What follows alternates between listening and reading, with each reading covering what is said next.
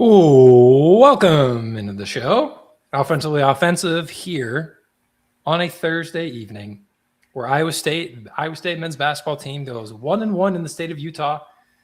Here to break it down with me as always, Nate Schuster. Tom Turner will be joining from somewhere in the world some point later in the pod. Nate, what's going on? What'd you do yesterday? Caught my dog from escaping. That was fun. But other than that, nothing. Watched some pretty average basketball, I think, last night. I forgot what game I was watching, but it wasn't very good. You forgot. Yeah, that's how bad it was. I'll try to find it, though. Clearly, it wasn't that interesting. What kind of dog do you have? Three-legged black coonhound. And he tried escaping through my garage, and I had to form tackle him. He's a runner. I don't know what's wrong with him. I mean, but he's not though. He's got 3 legs. So I have a golden retriever too with 4 legs, normal dog. The 3-legged dog is much faster, much more powerful. Like you would think the 4-legged machine that I had was, yeah, he's all right, but no. It's like he looks more muscular because he's only got 3. So like like the Pig and Family Guy where it's like oink, like nails, like that's what Rocky looks like. So he's like this because he's missing a back leg. So like the front 2, he's just jacked. I'll find a picture. Do you think that it's because you can't fake desperation? You know what I mean? Like, yeah, 3 legs. You can only go so fast. Like you're working with what you got, so your engine's in overdrive. Yeah, totally. It's totally that. Like, there's no other way. But also, shouldn't you just be nicer to your dog so he doesn't run away? I was grilling outside. He wanted what I was grilling. Dog, you got that dog in him. Yep. Cool. Speaking of dogs, Iowa State women underdog. Yeah. So how was your week though? How was your week though? Before we get into that, how was my week? We'll switch things up. We'll do women's here for a few minutes and then we'll get into men's stuff because David will not be joining us today.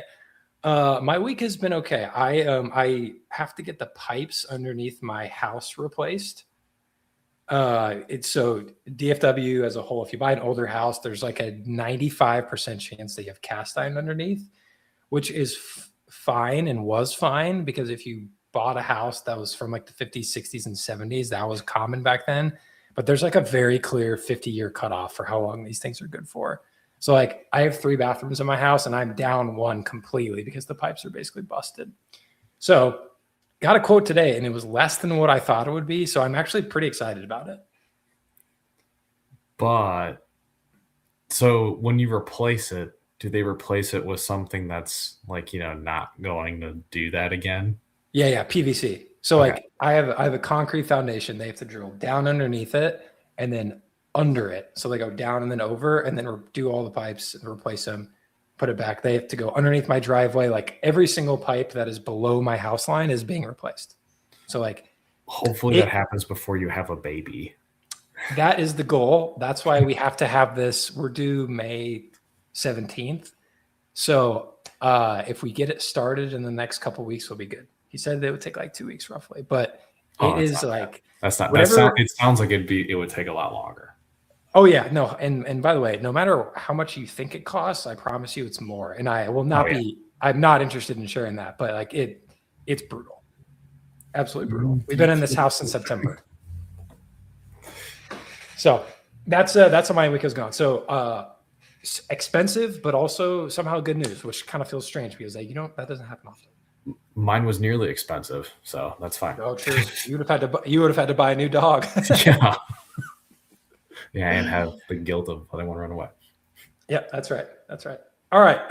Okay, Iowa State women. Let's jump right in. There's a couple things to talk about. So Iowa State loses to Oklahoma State the other night. A game in which they were tied through all 3 quarters. And in the 4th quarter, decided to absolutely. I think I saw someone say something like they went on PTO. That's essentially what sounded like it happened. So, in the spirit of our dear friend David Braga, who is not here today, he had some notes that he wanted me to share. And so I'll go ahead and read them, and then Nate, you can kind of react to it and let me know what your thoughts are. So first and foremost, like this one is pretty straightforward. Team is clearly banged up, not an excuse, just an observation. If Audie and Addie, say that 5 times fast, were in the locker room at some point versus Oklahoma State, chances of winning probably not very good. Yeah. I mean, as David said all year, it feels like you're already missing Addie. That's the worst. That was the issue to begin with, and now you're missing Audie and Addie. That's no good. Kind of rough. I mean, he was talking. We're trying to maybe only lose at TCU to finish out. Might be a tough road ahead. Yeah, I mean, a projected, I think 10 or 11 seed at this point. Like, I think that there's a chance that they could slide into the play-in game if they lose again.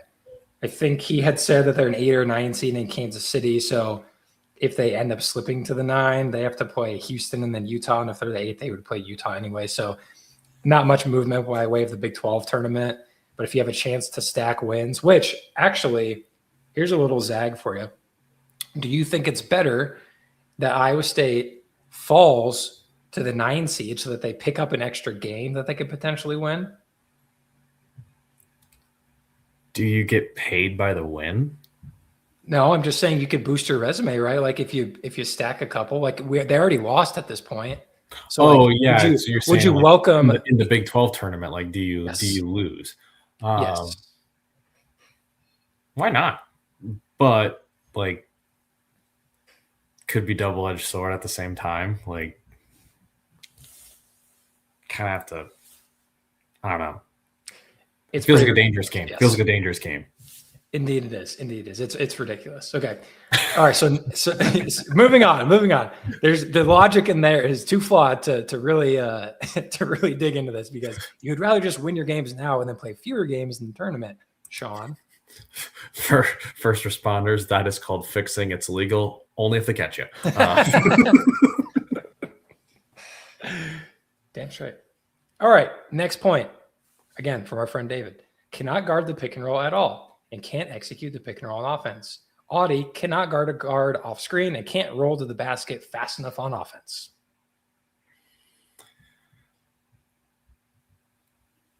Tough to like.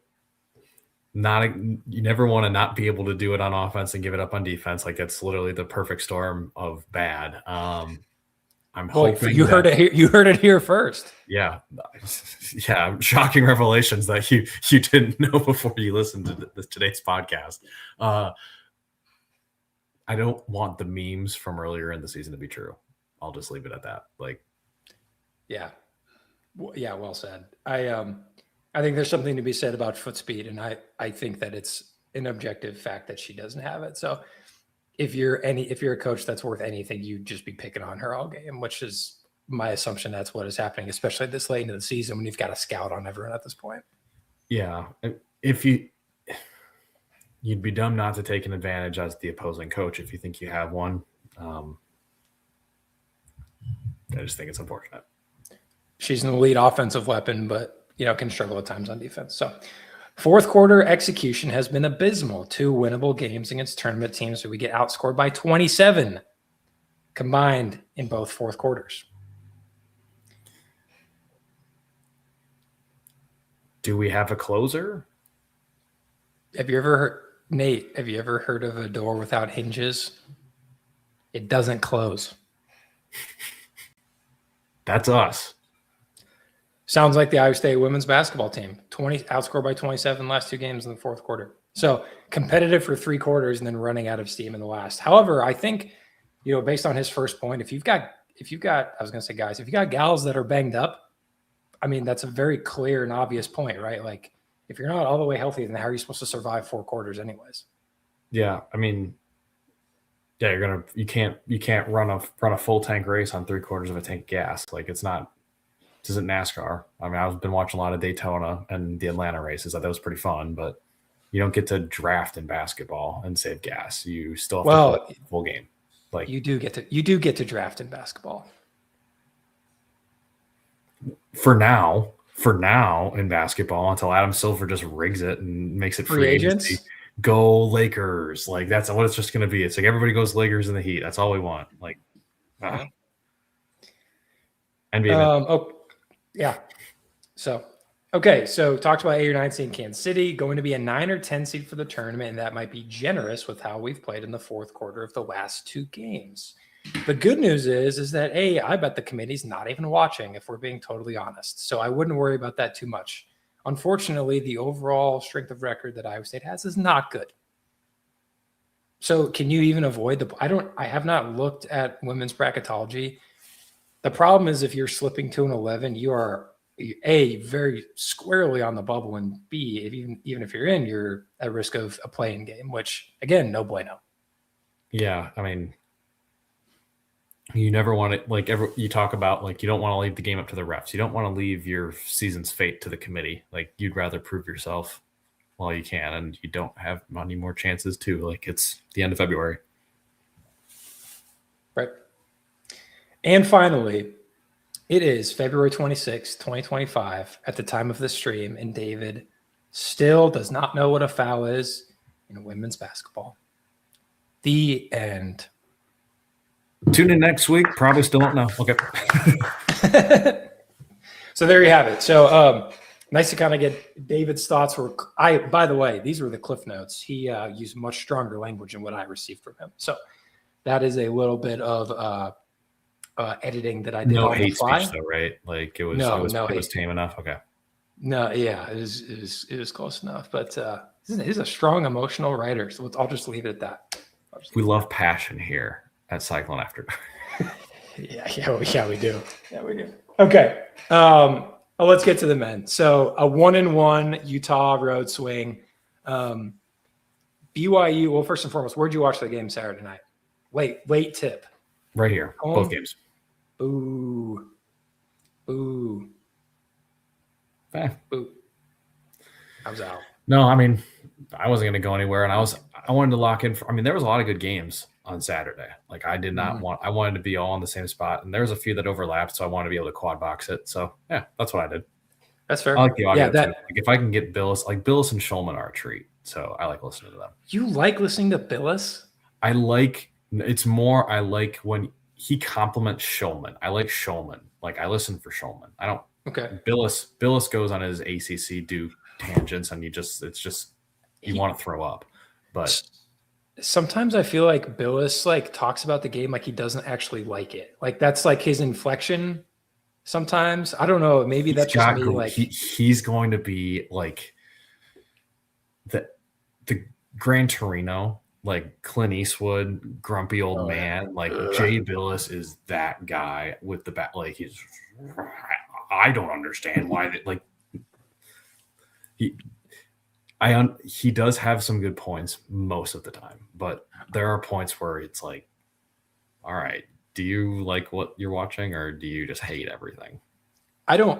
Yes. And I also don't think that he teaches the game very well. Compare him with Fran, who feels like he's Fran's running Spain actions and drawing it up like John Madden. Like that's way different than a Billis game. Billis is a lot better, I think, if you're a casual fan.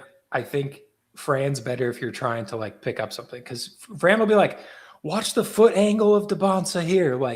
I love this debate right now. I want to throw out all the announcers. We're going to go back to pre-conference realignment. All right. So we got Pac-12 After Dark. Rank your college basketball lineups. Okay. So you got your tandems, right? So you got, you're talking about Boog Shiambi and Fran. Yep. You got Ravitch and Dykes, Shulman and Billis. Who does Rafferty do the games with? Ian Eagle. Okay, so you got those two. Or Gus. He does the CBS stuff, and then he does Fox with Gus Johnson, and then holy smokes, who's the White Sox guy? I can't remember. Yeah, I know, but he's Detroit now. He does Detroit, but I know who you're talking about. He's got glasses. Jason Benetti. Yes. Oh, I love Jason May for football. Jason calls a good game. Jason calls a real good game, but you're putting it. I'm a Dave Pash, Bill Walton guy too. Yeah. Like just Dave losing his shit. overbuild off on a tangent about the mushrooms in the Northwoods forests of Oregon. Like, But awesome. But he's actually talking real sense. Like, no, he's not. Remember when we were in Maui a couple years? Oh, you were at Maui. Weren't you in Maui? Yeah. Not the most recent time they went, I think. Yeah. The last one, the 2019, right? Yeah. Didn't you go to Maui? I didn't travel, but our team went. Yeah. Gah. Damn. Sorry. It's all right. Pour one out for. Can I get an F in the chat, please? F in the chat. Thank you for Nate. So he did a couple of our games in Maui, and I could not stand listening to him when it's your own team. But if it's anyone else in the world that's playing, it is awesome. I can understand that, but I disagree with you. Bill Walton fucking rocks. We're missing. If he would, McDonough would have been able to call like one of these Iowa State Arizona games, if he was able to call like when Kansas plays at Arizona, I think that would have been perfect. Like, the Big 12 is the new conference of champions. Yeah, he probably would have been great. And that wasn't bad, by the way. Dave's yeah. Foul on council. He'll go. What are we talking about here at the McHale Center? This is insane. Arizona takes a 2-point lead. Funny story. I was at a Stars game. Eats a lit candle. Oh yeah. I was at a Stars game. I think last year it was a playoff game, and I had good seats. And Sean McDonough was right behind me doing the TV. So I got up to go to the bathroom, and I was like, "Hey man, love the calls." And I was trying to think about if he has an Iowa State specific one, and the only one I can remember is when we beat the Spencer Rattler Oklahoma team. And he threw the pick, and he goes, "Oh, a tremendous mistake by Rattler," or whatever it was. It was the only one I could think of. I was actually at that game. That was a really fun time. That was a really weird time because it was the COVID crowds. Yeah. So, like, we might have snuck a bottle of booze in the game, allegedly. Who cares? You can do that. You can do that with a full crowd. Yeah, but it was a little bit more noticeable when there's like no one staying. It's a full handle. It's not even a beer. Yeah, it was hilarious. There was honestly, the only thing I remember from the game other than that interception was there was a couple players that had to take a piss during the game because it was fucking cold, and they had to like block off the boxes there. They were laughing. It was funny. How are we? I don't even know how we got this. We're talking basketball. What the fuck are we talking about? Okay. What are we doing? Okay, so Utah swing, BYU. All I was trying to say was I was at a bar on Saturday night. It's the first game I'd watched not in the confines of my own house for a long time this season. And I didn't have sound, but I was at a sports bar. So I have no idea what the commentary was about, but I saw on Twitter afterwards that it was the Devanza show, which it should have been. I mean, I think we should just start there. I don't know. As far as professional performances that we have seen against Iowa State, this has to be in the top 5. Like, I'm not saying like most complete game. I'm not saying even the best game. I'm just talking about the game where you looked at that guy and you go, that's the number 1 pick. Are you saying ever? Yeah, sure. The last 20 years. Okay. I could get behind that. I really could. I don't remember what Wiggins looked like against Iowa State. It was Embiid that really drove that team, at least at Hilton. I was at that game. I remember it vividly. It was brutal. Yeah. So like right there, I don't know. I'd have to agree with you. Like it feels like when you look at the last month and a half, you get Peterson, then you get no Peterson. Kingston Flemings, I thought, looked better than Peterson, and everyone was losing their minds about Peterson because he had a good game against us, then he hit that dagger against Tech, at Tech. Flemings plays really well against us, plays really well at Kansas, plays really well against Arizona, and then we get Devanza, and he's even better. I think it really exposed what an athletic three looks like and what an NBA three looks like compared to what college threes can look like. I still think Milan's an NBA three, but the elevation on AJ's shot was impressive. Like that's when you talk about KD. Yes, Sean, keep going. Yeah, I was going to say, the interesting thing about him too is that it came out afterwards that for obvious reasons, BYU basically said, "Hey, you're going to be the Milan stopper tonight as one of your many jobs." So obviously, with Richie Saunders out, he had to do everything. He played 40 minutes. He almost had a triple double. And I want to read this quote from Kevin Young. Just give me a second. So Kevin Young says that's their leading scorer, talking about Milan, and AJ held him to 1 of 5 shooting. Let's just put it into perspective. AJ played 40 minutes, didn't come out, had 29 points, 10 rebounds, 9 assists, and 2 turnovers against a team that turns people over better than anyone else in the country. The guy's an absolute stud. He showed people night in, night out how reliable he is. What I liked about tonight is that he did it on both ends of the floor, which is what I challenged him with from the second I met the young man. I was really proud of his complete game. Thought it was the most complete game of the season. So then the Bansa says, yeah, I was watching his film. He was knocking down one-legged fades, quick trigger. He's about my height. So Tim, assistant coach Tim Fanning, wanted me to take the challenge. It's a tough guard. I'm not used to running around a lot of screens. I just decided to take the challenge and try and limit his three-point attempts, not just his makes, which I feel like is really interesting. What do you think about that? Very wise from a player that young. Because the great thing everyone talks about with Milan is not only is he hitting at a 50% clip, he's also shooting and making at the highest clip. Like if AJ is going to stop him, limit all the attempts, it probably also maybe helped him because he's not having to get in a stance and guard the dribble as much with Milan. He's having to run around screens. He can kind of be more upright versus being down low in a stance. Kevin Young's a very interesting coach because he comes from the NBA realms, the Phoenix Suns protege, right? They run a really unique offense. I think, what do they say, like 0.3 seconds to make a decision or something like that? Like you're going to pass, shoot, or drive to the basket. I love that rule. I think if more teams played like that, they would have offenses that looked a lot like BYU. The other thing I liked was for them, and I'm not trying to make this the BYU show, but they challenged AJ to pass more. And I was a little worried that we had a better chance than we did because AJ would be a little bit more selfish, and the exact opposite happened. I don't know what you saw. Yeah, right. And I think, going into the game, I think the one thing that we had talked about was we knew this was coming. Like this is not specific to Iowa State. Like he's the best player in college basketball. Like what else are we supposed to do about that? So like I didn't feel bad about it. I think what we wanted was we just needed less efficiency from him. Like that to me at the end of the day was the difference in what we saw and what we wanted. And if you just look at his stats, he was 10 of 17, 2 of 4 from 3, 7 of 9 from the free throw line, 10 rebounds, 9 assists, 2 fouls, 2 turnovers. Oh, and he played 40 minutes. So like if you would have told me that at the beginning of the time, I would have said, how much did we lose by? Yeah.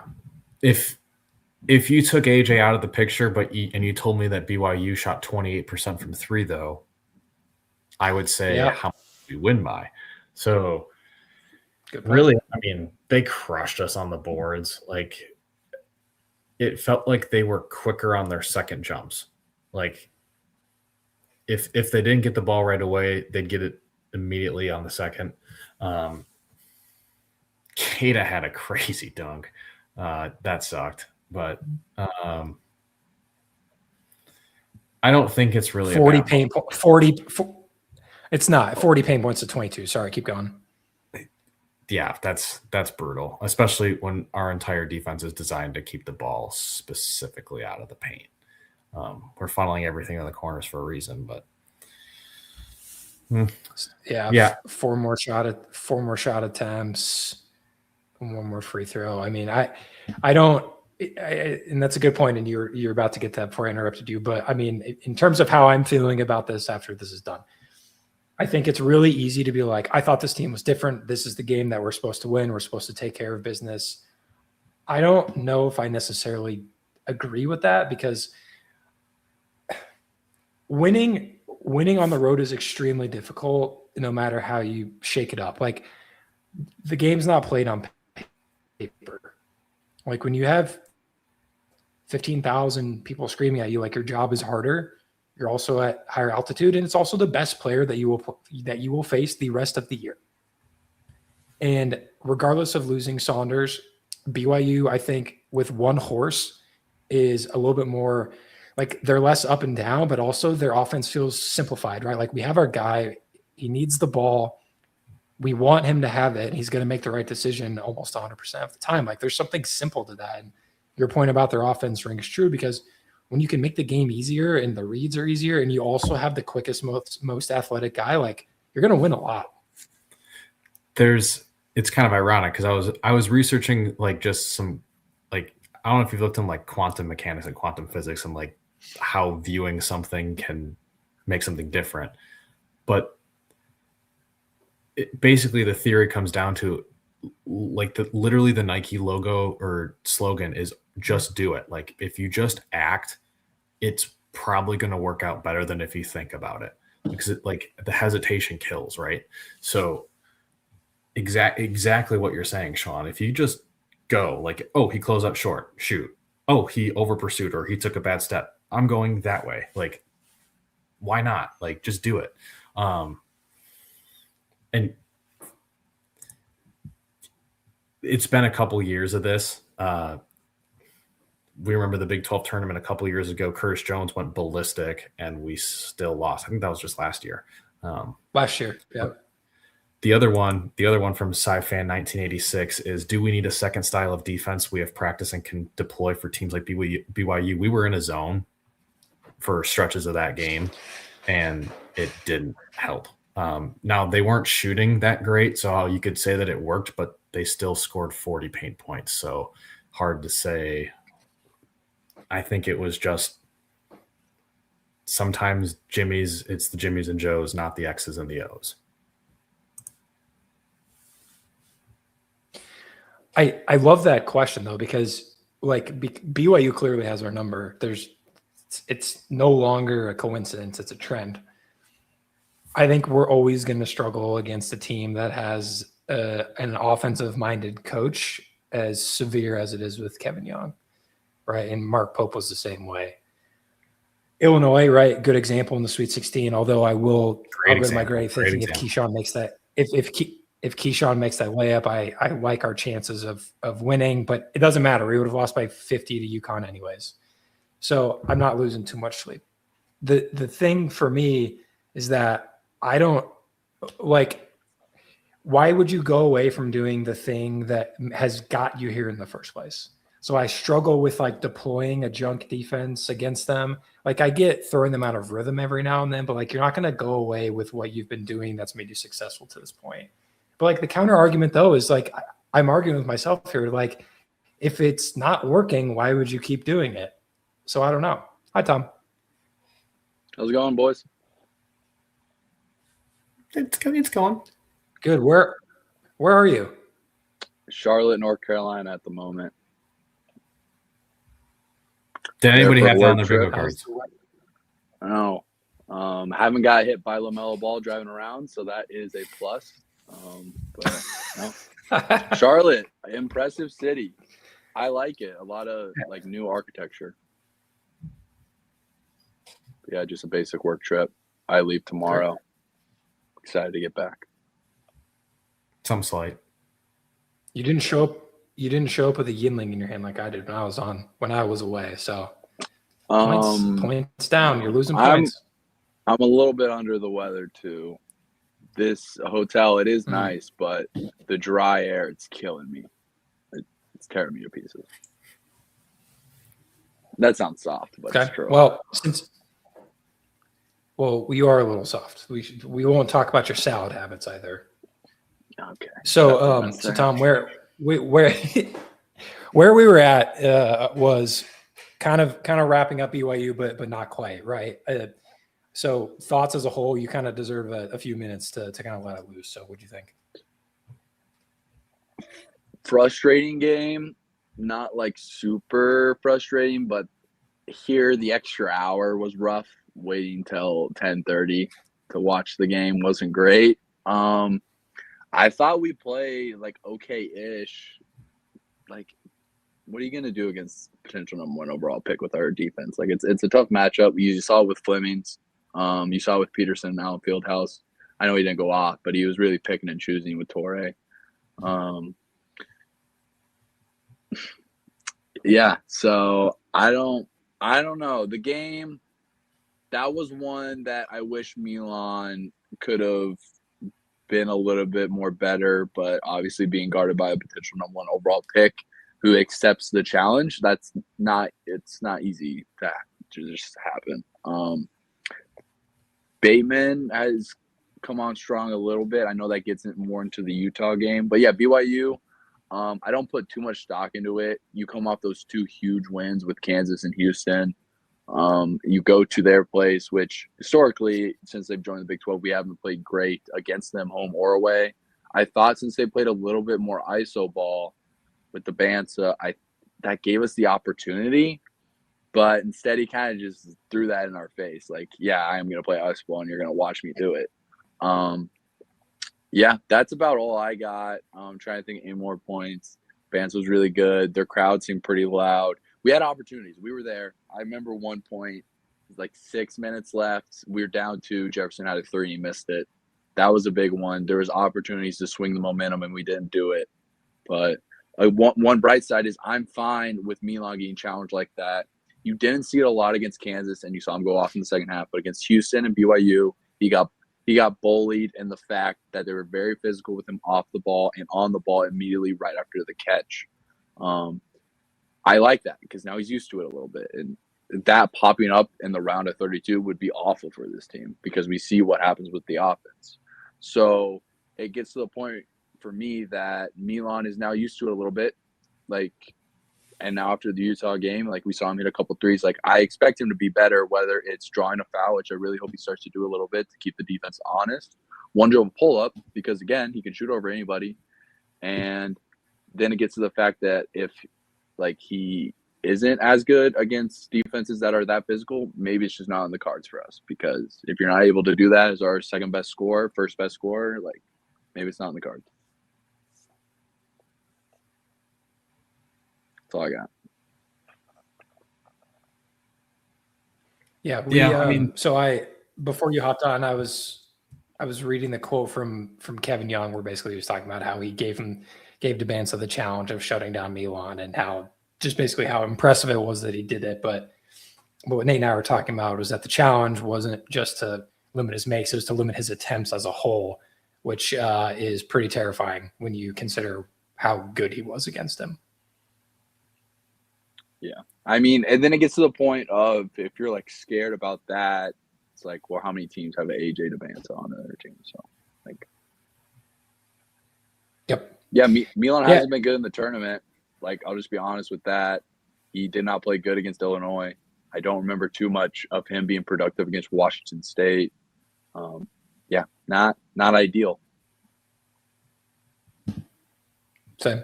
Yeah, I think I agree, Tom. Right, we've talked about this all year. The goal is to build a resume for March, and I do believe that there are lessons to be learned from a loss like this, especially individually.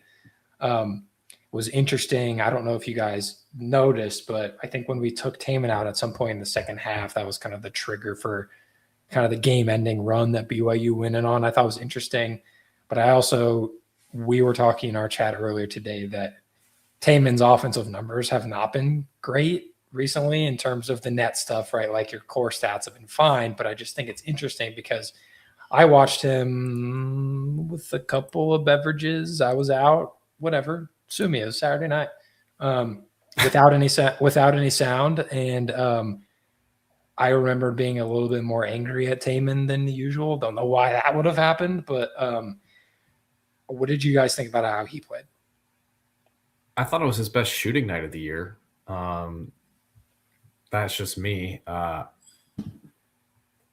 I could see why it was frustrating. It felt like they were able to tee off on us on defense a little bit between him, Jefferson, Toure, and then the foul trouble. That's just that was my general vibe. But yeah, I mean he had a good game, but against BYU, and I kind of felt I was like, damn, we wasted a good Taman game. Like 19 points for Taman. He's averaging 14 for the year, I think 13, 14 for the year. Would have been nice to come out with a win after that. Yeah, I thought they were just more athletic. That's really what it came down for me. Like, we didn't get the 50-50 balls, which was unfortunate. A big part of me of why I thought we were going to win the game was because we would be better against their iso ball. Dead wrong. And then also we had rest. We played on Monday. They played on Wednesday. And they weren't home. It is a short drive from Arizona or a short flight. But they played in Tucson on Wednesday and they played on Saturday. I thought that helped us with scouting, and I thought that helped us with rest coming off Houston. And that just didn't go towards the loose balls. We didn't get it, and it's a simple equation. If you're not getting the loose balls, if you're not getting the hustle plays, and the other team is very athletic over you, like, you're not going to win that game, especially on the road in the Big 12. It does show some holes of like, hey, and we saw it with Ole Miss last year.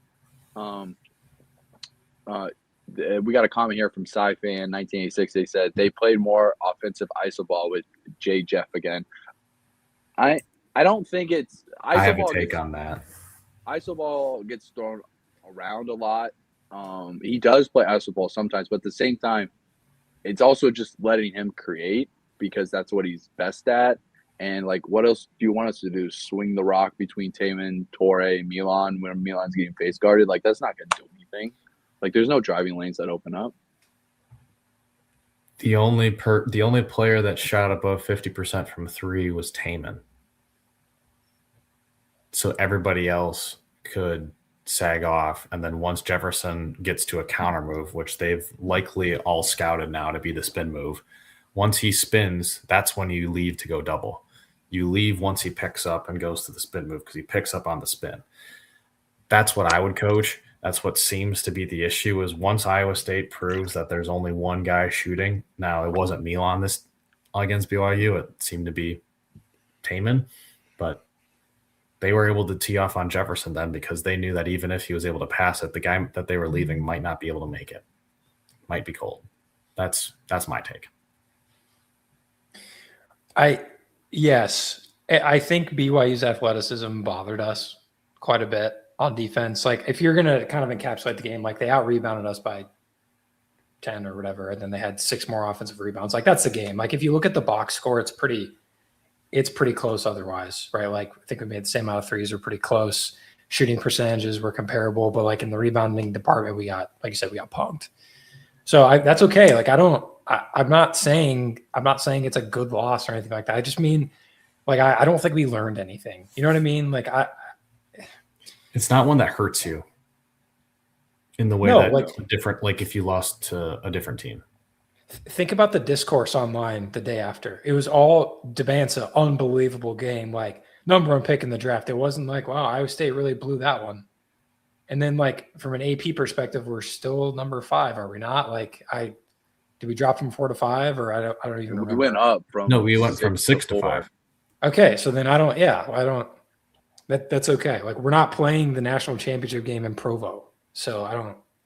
Or even in fact, we have to play it on a Monday because of the school in Provo, because we can't play national titles on Sundays. Fun fact. Sure. And then UCF punked them. Yeah. Yeah, Sci-Fan with another comment. UCF punked them. Well, they're more athletic than we are, and they did a way better job of not falling first pump fakes. Like, and they're more desperate. They just played really good. They also got off to a hot start, and they continued it, and the hot three-point shooting wide open layups and dunks. Like, I watched the first half before I fell asleep. UCF just played really good. Like, I saw some discourse that was just like, of course it would happen. I'm like, no, if you actually watch the game, like, UCF played amazingly. Like, they deserved to win that game. That wasn't like BYU letdown spot. They got outbeat, and then it got to the point it was 70-35 at one point. They're not going to come back. Yeah, so number 4, but the pundits are saying UConn should be number 1 seed. I don't disagree at all. I think we're not a number 1 seed right now. We're the highest 2 seed. And after what UConn did to St. John's, that is totally accurate. Like no one can argue that. In fact, if you're an Iowa State fan, I wouldn't. Oh, big if true. Big if true. Yeah, big game tomorrow is Illinois plays Michigan at home. And Illinois is right with us for that top 2 seed. Big Purdue Sparty. Purdue Sparty. Yep. That game's going on right now. Check my phone, try to get an update. Purdue is up 36-34 with 2 minutes left in the first half. I think we're Michigan State. No, we're Purdue fans. We're Purdue fans. Yeah. Because we would have to lose Purdue another lose game. games. They'll fall behind us. Yeah. And we have that. We destroyed them at their place. Like, that's beyond a tiebreaker. Sure. I think the problem is that UConn win against St. John's. Any kind of common opponent that we have is now it doesn't matter. Yeah. So St. John's, they had to keep that close. That was very unfortunate the way that happened. 17-30 with no baskets. What do you do in practice the next day? It's like from semi-pro when they go, we're practicing without the ball. That's basically they played without the ball. I think they went 11 minutes without even scoring, and it was a free throw. And they split. Of course you split those free throws. Awesome. I think Pitino probably made a bunch of spaghetti and then run suicides. Is that how it works in New York? I thought he was a vampire. I thought he probably ate one. Ate one of his team. I just meant he was Italian. He looks like a vampire. He does look like a vampire. True. I don't think the suits help him. No. Not the white suit either. He kind of looks like he's dressed up for something. All right, let's move on to Utah. Tom, since you joined late, why don't you lead us off? What did you see from the game Wednesday night? I had 2 notes. Utah's guards are kind of fun, and then Bateman with the looking eyes emoji. Because again, it was another game of Jefferson. I thought played well. I feel like he got more attention. They were really good with the scouting of what to do, and I thought he was really good. He had a couple finishes that he wasn't able to do. Some and ones he couldn't finish that kept him from having a great game. But I thought he was pretty well kept. Bateman was the big one. He only had 1 3, and I think he finished with 13 or 16. That's very impressive for him. He had some under control drives, which is a big thing for me, be under control. And then I like how we handled the first half. I know they didn't have fans there. I know that we're a much better talented and better coach team overall, but they came out blazing like a team's going to do playing at home against the top 5 team. We held our ground. It got sloppy, but guess what? We didn't let that dictate the game. They play super fast. We didn't let that change our game plan at all. I thought it was very impressive what Plata and Buchanan did down low, especially with Buchanan not being 100%. I was impressed with how impressed you can be with playing Utah, basically. It feels like they gave us their best shot. It felt like they gave us a good run in the first half, and then it started to pull away, and it started to pull away, and it started to pull away. It was nice to see Bateman, Tom. I'm glad he said that. And he'll eventually hit threes. 1 for 6 is not going to be, hopefully, a trend for him. Torrey playing 15 minutes is kind of interesting. I was wondering if you guys had any thoughts on that. He picked up 2 early fouls, but then he came back in the first half. I don't know. I hadn't thought about it. I don't think that it was his game. I don't think he played particularly well. But you would think because Terrence Brown, which by the way, what an athlete! Good God, he was fun to watch. They're very springy in Utah for some reason. Yeah, but they're tiny. We bullied them. That was Jefferson bully ball the whole way. The scouting report was hey, Josh, when you get it, just put your shoulder into him and see what happens. If you got to pass it, fine, but we don't really want you to. And sure enough, it works. They didn't look Like they looked like a mid-major team, with no offense to the great people of Utah. With full offense to the people of Utah, you guys thought the Big 12 tournament should be in Vegas with I don't that think they get a attendance? say. Why the hell would we go out there? You can march your sorry asses down to KC and get whipped if you're even eligible to join the Big 12 tournament there. That's how I feel, with offense. Double for what Sean didn't offend them with. I watched the game, and in the moment I was like, what are we going to talk about? Because it was a painful watch. No, it wasn't good. I didn't really enjoy it. Probably my least favorite game of the year of substance, I guess I would say. But it felt like playing Alcorn in November. I guess I give Utah credit for hanging around for at least 25 minutes or so, but that's a team that is just not very talented. So it was kind of nice to feel like we played. I thought we played obviously well enough to win. I wasn't blown away, but it was nice to bring your C+, B- game and be super comfortable in the win, because there are a lot of Iowa State teams that could have got to this point and have gotten to this point that have really folded down the stretch. So winning at least the one that you're supposed to against the worst team in the Big 12 without breaking a sweat is nice. Positive for me is the charity stripe. We went 15 of 19 against BYU, and this game we went 12 of 18. Now 12 of 18, like just looking at it, it's not great, but Jefferson went 7 of 10. When you shoot 10, you make 7, especially for a big man. I'll take that any day. Buchanan went 2 for 2, got lucky with 1, but that goes with Plata. Plata went 1 for 4 and had 2 insane rolls. So like that kind of mixes out, and then Bateman went 2 of 2. Like, good job, guys. Keep it up. Like we're starting to see it a little bit, and that was the big takeaway that like you're looking for positives with the BYU game. It was free throws on the road in a loud environment.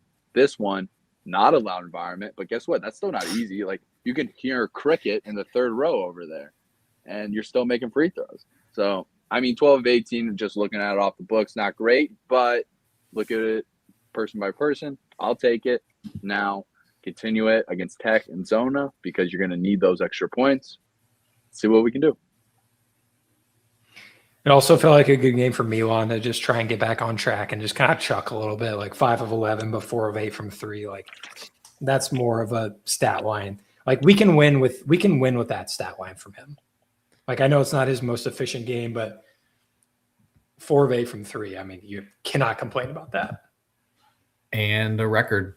I mean, that's pretty cool. And we got a few more games to go, so that's most single season threes. Yep. So, what else, Nate? You've been quieter. Tom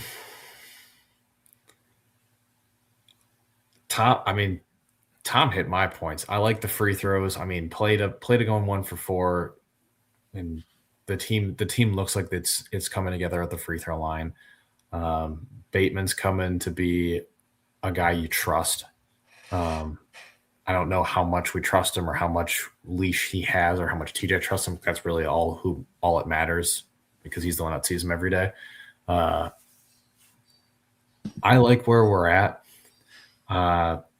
Really, everything's in front of us. I think that's really the next thing we got to do is like if we are the top half of the 2 seeds, if we're the number 5, number 6 seed going into March, how do we get to the 4th seed? How do we get to the 3rd seed, on the 1 line? Got to win. And Arizona, like, I think the easiest way to get to a 1 seed is you win the regular season tournament. Because like David said in his notes, I don't know if the committee's watching. I think their decision might be already made going into the final weekends of the Big 12 tournament. What do you guys think? That was me, by the way, that said that, not David. I ad-libbed that. Well, then I agree with you, because that's genius. They're not watching. No. They're not watching. Well, that would involve them cutting a golf round short or something. It's March. Like, it's nice out in the South. Tom? I mean, I really don't have anything on that point. I think I don't want to get into it because we're still a ways away. I don't want to overlook Tech. I'm very excited for the Arizona game because I think it means a lot. I think we match up well enough, and I think that gives a good indicator about how we'd play against a potential 3 seed we might play in Florida. Now, it is a little bit different. Arizona's guards are a lot better than Florida's, but Florida's bigs are a little more skilled. But like mix-up wise with the roster and then with the starting lineup, I think that's how we would play Florida if we have to play them. It's another reason that I hope we go deep in the Big 12 tournament because I'm trying to think, and if memory serves right, like the best 2 seed doesn't play the best 3 seed. And Florida right now looks like the best 3 seed, if not a potential 2 seed coming up here shortly. I know they play Arkansas this Saturday, so that would be a big game.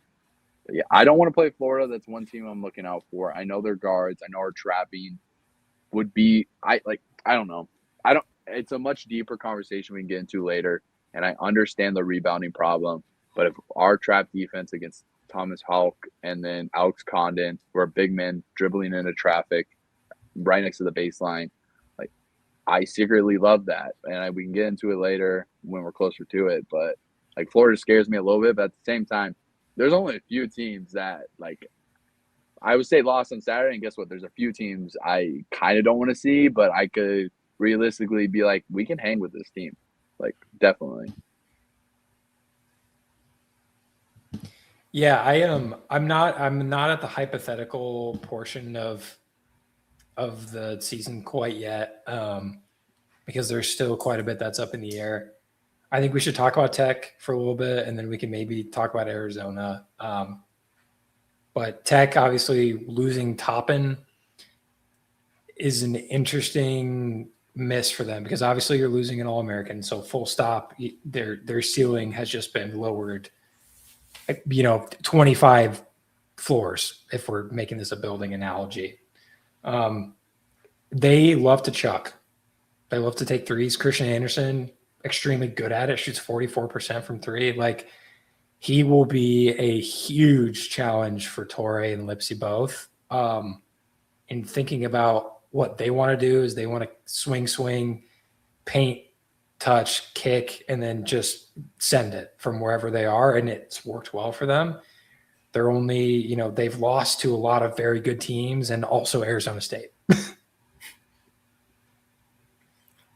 Yeah, it's the Toppin before the season. I mean, that was their post. Like, they don't really have much beyond him, in my opinion. Like, I think that really hurts them. But I would much rather take Anderson versus Debanza, looking at how it happened last week. So I would hope this could be a nicer matchup for us. A home game would be nice too after some elevation road trips. Home game is huge in my opinion. I'm not excited, but I'm interested to see how we play. I mean, you guys were right. It's a team that's going to shoot 1,000 threes, and a lot of them might go in. So I'm just interested how we play to start, how physical we are with the catches and not letting them get the releases off fast. Tech, similar to BYU, and another point why I thought we could be BYU is they lost one of their stars. I know Toppin's bigger than Saunders, but each team not that deep loses a starter, becomes even more not deep, and like we have to make that affect the game. It didn't happen against BYU at all. You have to get them not in foul trouble, but just get them tired. They're down their best player. Now they've won 2 games since he's gone out, maybe 3, but I know 2, and they haven't played awful. But it's also Kansas State and Cincinnati. So, like, you bring it to them early in Hilton, that is a team that will fold despite their roster, despite their coach, despite it being Texas Tech, who's a top 25 team. Like, if you get on them early, the confidence will fold inside Hilton, and you can just take it to them. And that just goes to the fast starts that, like, you got to come out strong. That's my biggest point for this game. I would say the thing for me is that you have to withstand kind of those runs that they're going to have because the variance is going to be high because they shoot more threes. So like the 8-0 run, when you make 2 threes and get a layup, like you have to hang around and then hope that they go cold. So one thing I do want to point out that when they make fewer than 10 threes, They're 2-4. So that's their magic number, is going to be that 9 to 10 spot. So something to keep in mind. I think that's doable for our defense. I think that's very easily containable for our guards. But yeah, that is interesting. I mean, BPI has given us 77% chance of winning the game, and they're missing 22 and 11. Like, that's tough to replace. Like, it's not like the NBA where you can just go bring somebody in at the trade deadline to replace you. Like, it's just your SOL. It's tough because this if Toppin plays, we're having a much different conversation. I think we're sweating a lot more than we're talking right now. Like, this is the 16th ranked team in the country, but if they had Toppin, I think they'd probably be more like the 10th to 12th. Like that. This is a good team. It's a Jefferson game for me. I got to get off here soon, but I just want to make the point. Jefferson, dude, you're going against. It's probably going to be Watts, who's listed at 6'6", and the other guy I'm trying to find is Atwell, 6'5". Like, they might have another piece on the bench that I can't think of at the moment that they might throw on him, but they're so small at that 4 spot. And I know that they're going to try and space the floor and make Jefferson guard, but guess what? He's a great defender in my mind, especially at the 4 spot. And maybe because we've seen it with Otts, when the team doesn't rebound with our regular lineup, he said, who cares? Let's just go small. We can't rebound anyways. Let's go small, make the offense even more efficient. Now, we're not going against a big team. I'm interested to see if we go small at all, because if we go small, like, it matches up with them a little bit, but their 5-man cannot defend Jefferson at all either. So it's a Jefferson game, whether it's at the 4 or the 5. He has to be good. Turnovers, like Nate, like you said, like, if they're anticipating the move coming off the spin, you have to be under control with that spin move. You have to be ready to hold your pivot foot down in case the double comes. Guess what? Somebody's going to be open in the corner. It's Jefferson in and out of this game, and I think that's what decides it. This says, you can't see it. It says, who guards Jefferson? Thank you, Tom. And one final point, I think it also might be a big game for Torrey. Offensive stretch hasn't really been great recently, but again, he's not asked to do too much.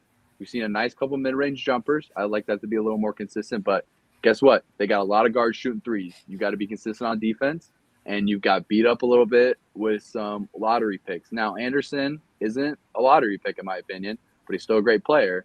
So you're coming down just a little bit in tiers. Like, Torrey, can you step up a little bit? And this isn't me like getting mad at him or whatever, but like, show me a little something here, man. Like, you were great at the beginning of the year. You didn't really have a slow start to Big 12 play. Like, but again, it's Jefferson 1 and then some space and then Torrey. Like, if you're good on defense, like, I think we got this one.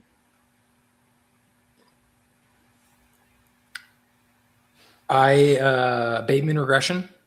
Think it's coming Maybe on the next road game against the top 4 Arizona. team on the road. Yeah, I think we're all going to have a regression during that one.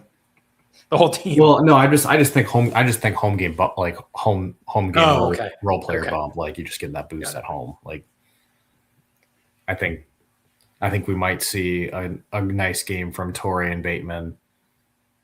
I think to your point, Tom, if we don't know who's guarding Jefferson, why not put him as this guarding the screener in a pick and roll? Like, I like that action. Yeah, we should be comfortable. Nate's take was so strong that he disappeared. I'm the invisible man. You're darn right. Is your dog trying to escape again? He might be. Quick, real fast, Tom. Anything on Arizona before you go? I feel confident in the fact that we'll stay with them. I don't know if that means a win. I don't know exactly what it means. I think we'll be within that game if we rebound. Just rebound the ball.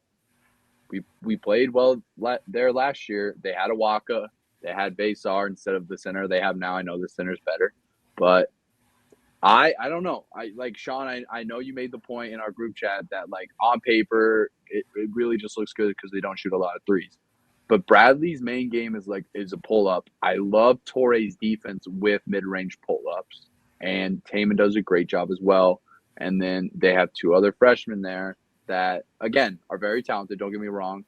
And Burries was great at Baylor on Tuesday. But I really like our defense. I think Milan's took a step up, which has helped tremendously with the team defense. And you're putting 2 freshmen in a tough spot. And I think Milan is – I don't want to say – I'm not going to say better. I almost said better than Pete. But I think he can take advantage of Pete if he comes off the injury and plays. Again, he hasn't played yet. He's coming off that injury. But, yeah, I don't know. Like, I'm kind of – confident's the wrong word – optimistic about the game. I know it's stupid, but one other thing I have is, like, I think there's a little bump from last year. Like, I know we've had that conversation off air before, but I'm like, if I'm a player there and we lost like that last year, like Jefferson and like Lipsy, Milan, Nate Heisey, like, you're going to have a little extra bump. Again, that's not like a 12-point bump. I'm talking like 4 points and extra loose ball, but like it means just a little bit more. I agree with you, especially because, as the masses may or may not know, I was at that game last year, so it means a little something extra. Caleb Love is a swear word in my household. Everyone has their one like loss that they've been to that's just been the biggest kick in the groin. I was at the Elijah Johnson Blarge game, and then I was at the Caleb Love game. I can't figure out which one was more painful. I think that Kansas game was like actually like fun to watch until that point, though. Like, it was a ton of offense. It was up and down. It was like a good basketball game. The Iowa State Arizona game was, but like to a lesser degree, with the luck factor just ramped up to a zillion. I